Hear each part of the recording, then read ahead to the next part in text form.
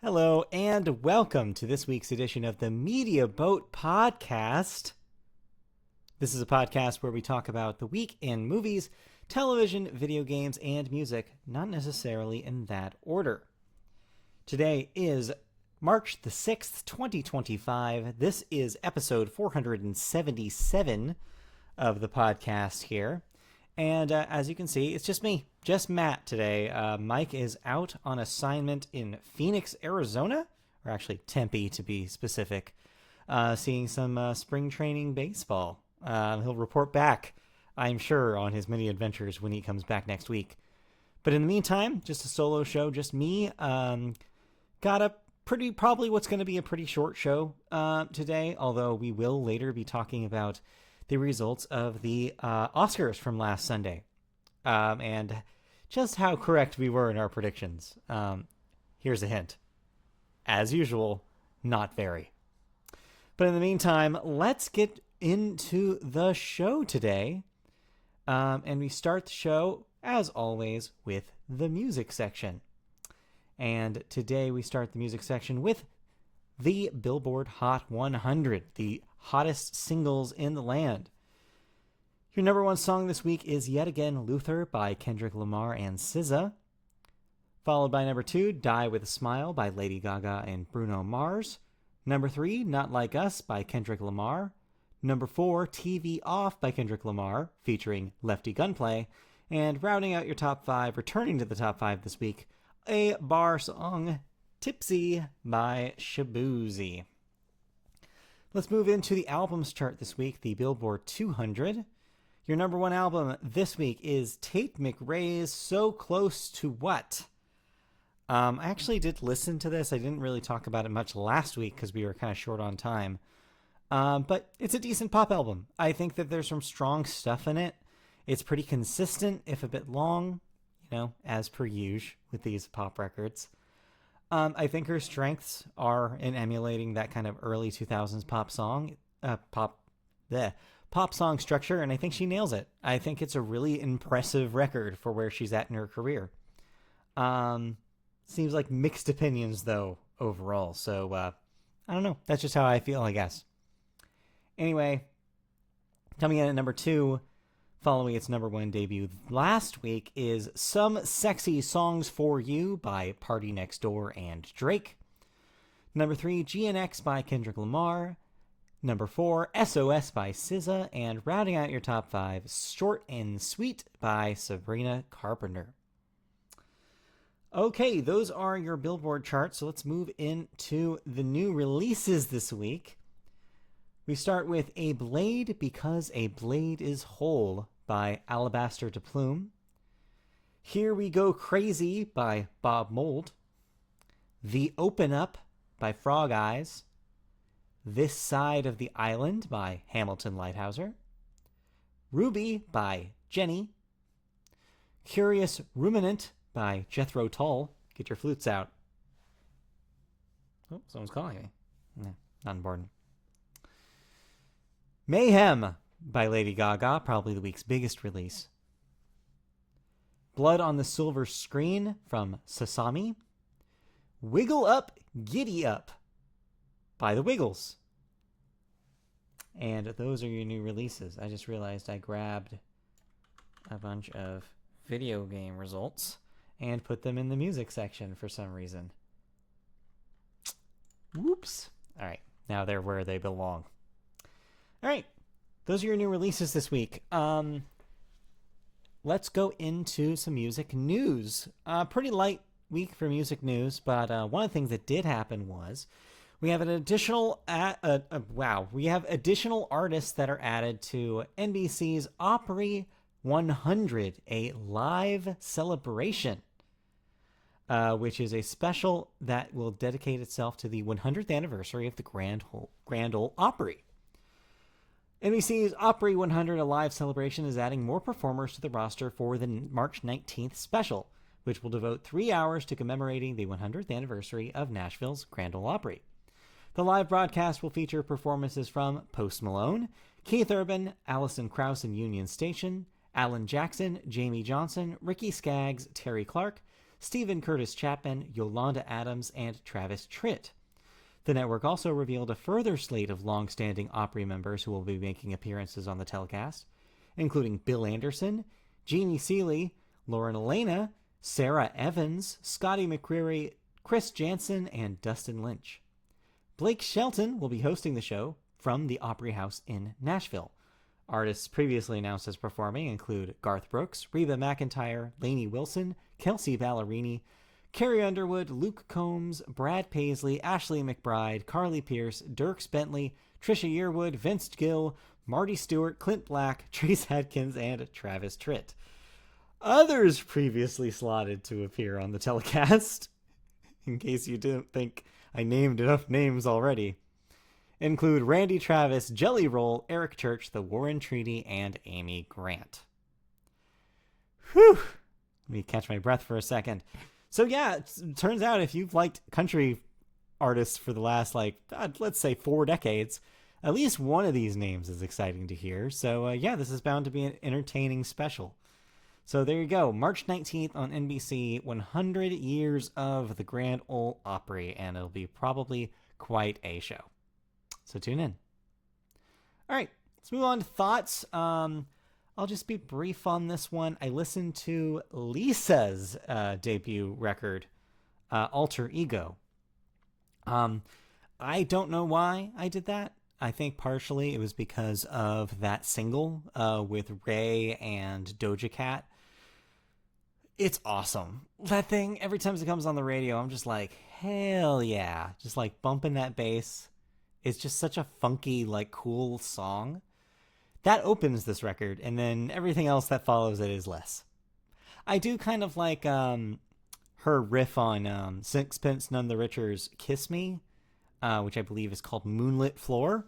It's fine. It's a catchy song, but of course it's mostly catchy because it riffs on Kiss Me, which is a very catchy song. So the rest of the record was fine. There's a lot of rap in it. If you're familiar with her work as in Blackpink in a larger capacity, there's probably more for you to like here than maybe me. But yeah, it exists. It's out there. Alter Ego by Lisa. If you're a K-pop person, if you're a Blackpink person, if you like Lisa, it's an all right pop record. I had an okay time with it. I actually like the Tate McRae thing better, just for reference. So there you go. All right, that's it for music. So let's just keep on trucking, and let's move into video games. We always start video games with the new releases. So I realized that last week I think we read a bunch of names that actually come out today. So I might repeat some names of games that we already talked about last time. So it's quite a long list this week. We start with Sugar Dew Island. That's coming out to PC, PS5, PS4, and Switch. Ever 17, The Out of Infinity on PC, PS4, and Switch. And this is where the list from last week begins. So these are games that are coming out today, for the most part. Frag Punk on PC, PS5, Xbox Series X. Split Fiction, probably biggest release of the week. Joseph Ferris's new co-op game. I believe we talked about it briefly last week. That's coming to PC, PS5, and Xbox Series X. But a note about Split Fiction, you can buy one copy and have a co-op player play it without owning the game, if you send them an invite. Just a fun fact. Share the wealth. We also have Suikoden 1 and 2 HD Remaster, Gate Rune and Dunin Unification Wars. That's on PC, PS5, PS4, and Xbox Series X. Centum, PC, PS5, PS4, Xbox Series X, Xbox One, and Switch. Rise of the Ronin on PC. Wanderstop on PC, PS5, and Xbox Series X. Fate Reawakened, PC, PS5, PS4, Xbox Series X, Xbox One, and Switch. And Metal Bringer on PC and PS5. Those are your new releases. But if you were paying attention to the gaming news this last week, there's another new release on your radar that comes out in just about a month's time that I'm sure if you have nostalgia for the PlayStation 1 era, you are very excited for. That is none other than Tony Hawk Tony Hawk's Pro Skater 3 plus 4. Following months of speculation and leaks, Activision has officially revealed Tony Hawk's Pro Skater 3 plus 4. It will be released on July 11th. Oh, sorry, way more than a couple months more than a month. Sorry, I thought April for some reason, but this is July. July 11th, 2025, although more expensive editions of the game will offer 3 days of early access starting July 8th. Featuring cross-platform online multiplayer, it will be available for Xbox Series X and S, Xbox One, PS5, PS4, Nintendo Switch, and PC via Battle.net, Windows, and Steam. It'll also launch on day one with Game Pass Ultimate and PC Game Pass, so Game Pass players can get it on launch day.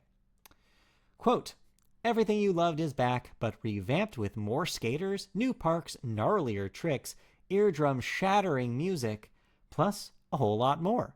This is according to a description accompanying the game's reveal trailer. Drop into new and exciting parks like an abandoned water park, yes, bring your swimsuit, or shred it up across timeless classics like Foundry, Alcatraz, College, and more. Yeah, Tony Hawk. People really liked that 1+2 remaster. It was super well reviewed and well received. This just continues that road, although people are very quick to point out, and this is important for people who like that game, the developer of that remaster, Vicarious Visions, that studio has since been folded into Blizzard and don't work on outside projects anymore. They are on the Diablo team and have been working on additions and expansions to Diablo 4. So that brings into question who exactly is developing this and how closely it will adhere to the level of quality we saw in 1+2. But here's hoping that it does. It seems like the diehards really appreciated the work and quality that went into that product. It would be extremely disappointing if its follow-up didn't follow suit.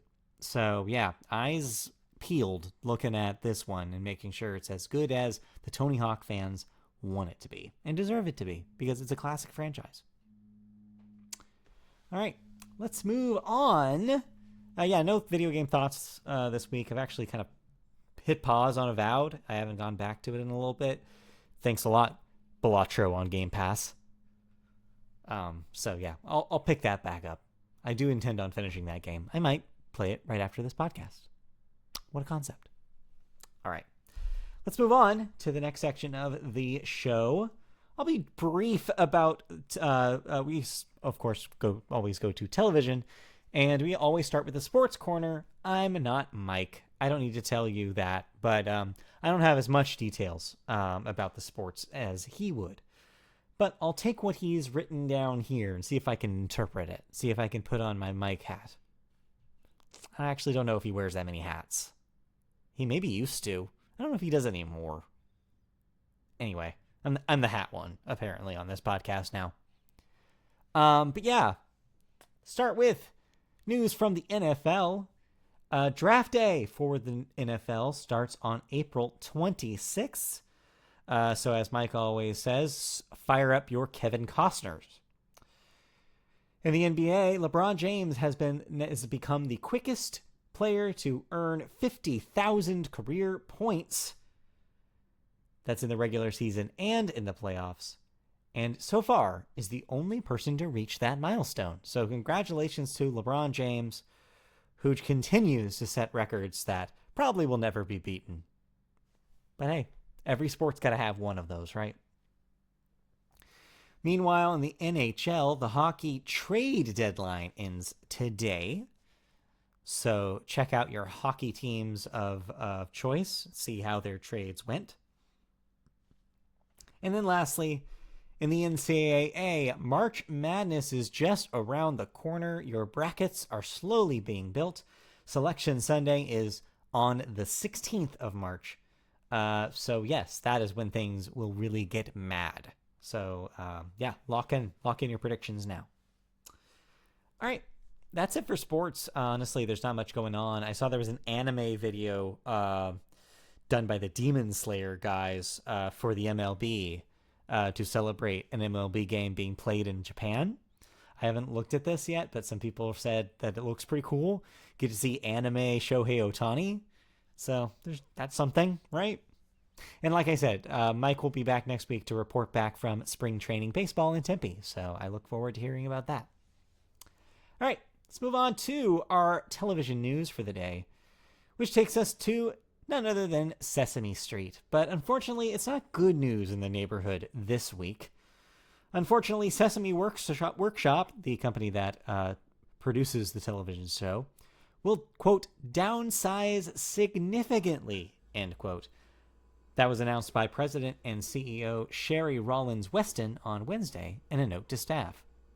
The layoffs come about 2 months after Max said it would stop distributing Sesame Street episodes after 2025, and within a day after, more than 200 of its employees asked for Sesame Workshop to recognize that they want to form a union.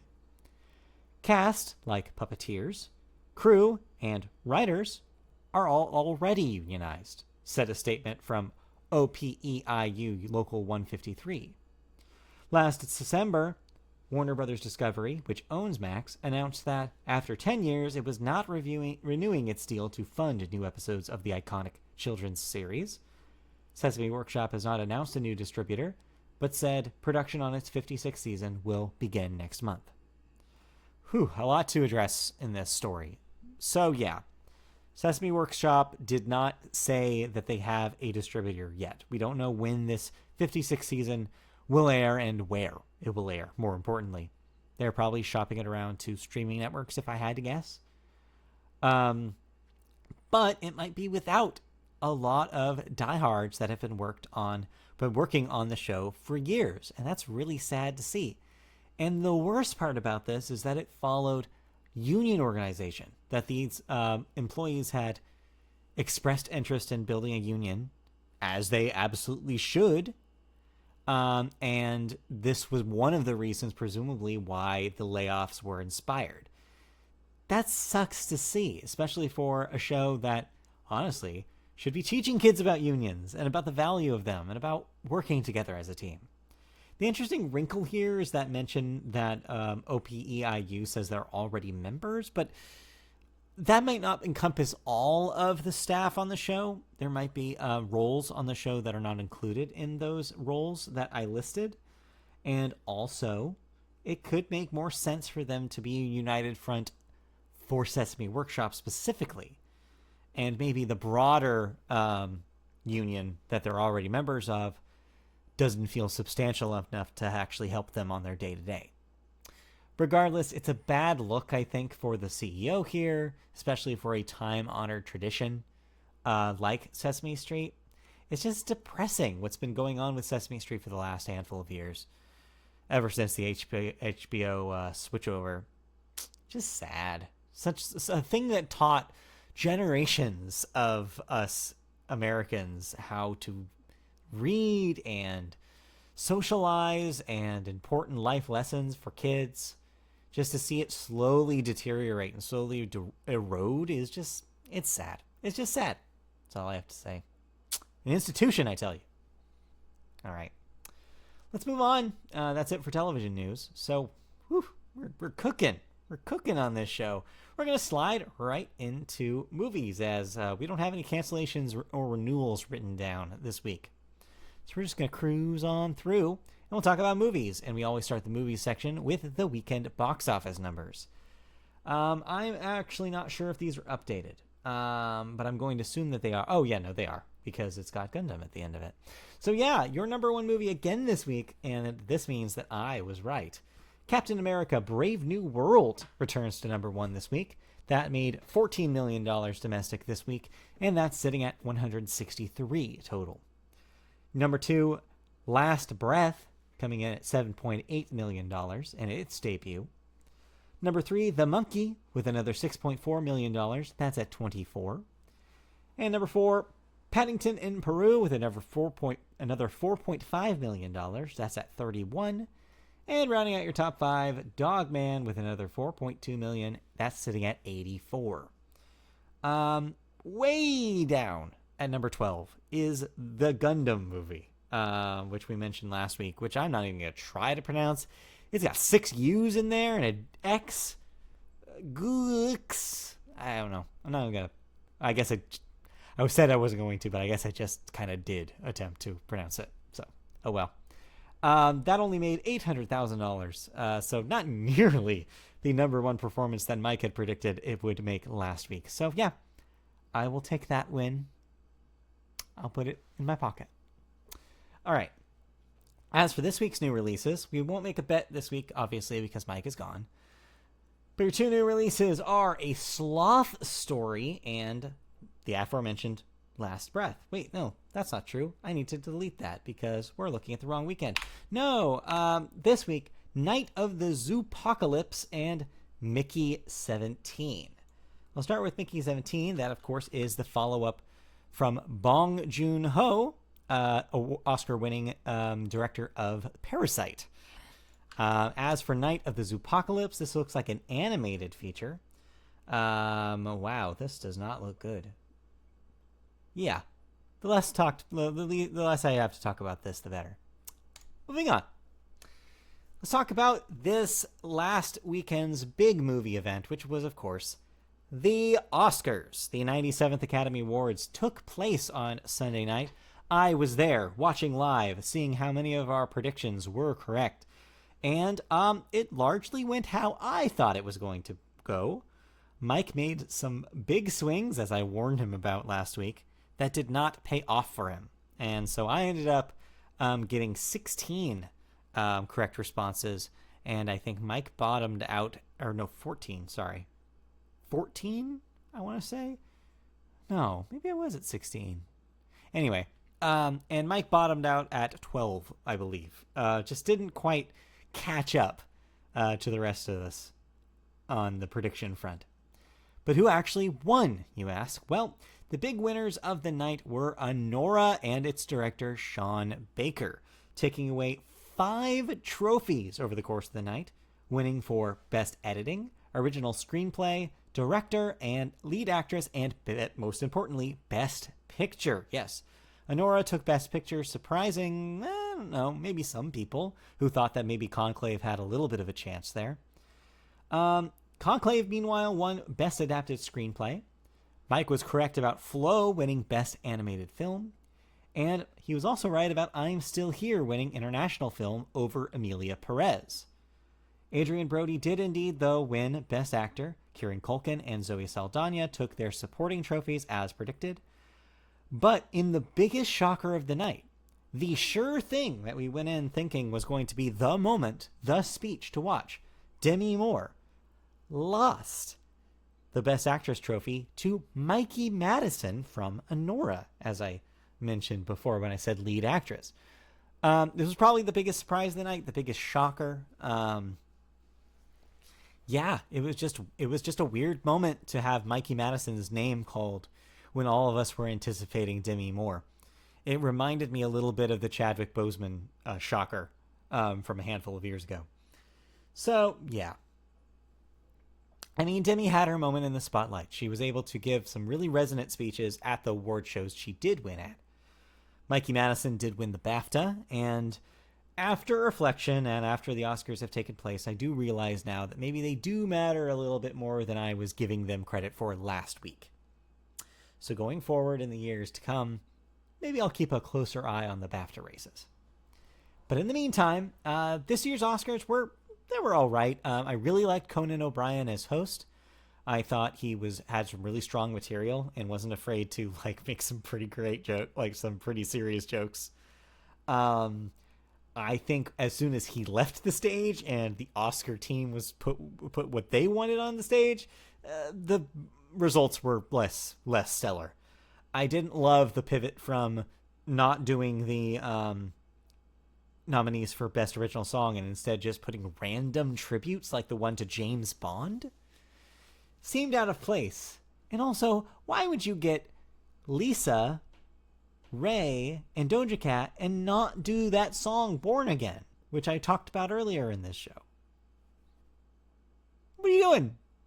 Anyway, it was fine. Cynthia Erivo and Ariana Grande opening the show with kind of the Wicked theme stuff was fine, but also it was trying to also be about Los Angeles. I got a little mixed messages from that whole thing. The Quincy Jones tribute, I feel like, was not even as good as the Grammys one. I don't know what we're doing. Yeah, it just... When Conan was there, it was great. When awards were happening, it was great. I just didn't really understand what they were going for the rest of the telecast. But hey, what are you going to do? Anyway, that was the Oscars. There's really not much else to say about it. We kind of spent a lot of weeks thinking about what would happen, and then it sort of happened, and now it's kind of like, okay, that was an Oscars, and we have to move on with our lives.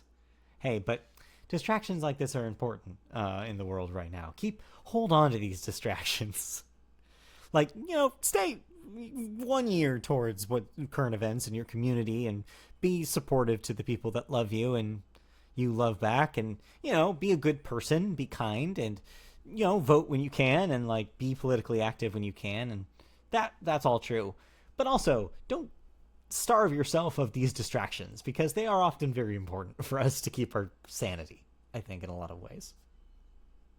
Just keep that in mind. All right. Anyway, that's it. Anticlimactic podcast, I know, but thank you for coming in and listening to me talk about some stuff for, I don't know how long that was, like 30 minutes? Yeah, about 30 minutes. Usually it's about 30 minutes for me.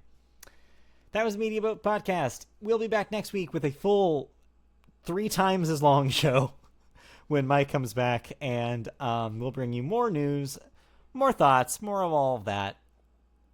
Get ready. It'll be back.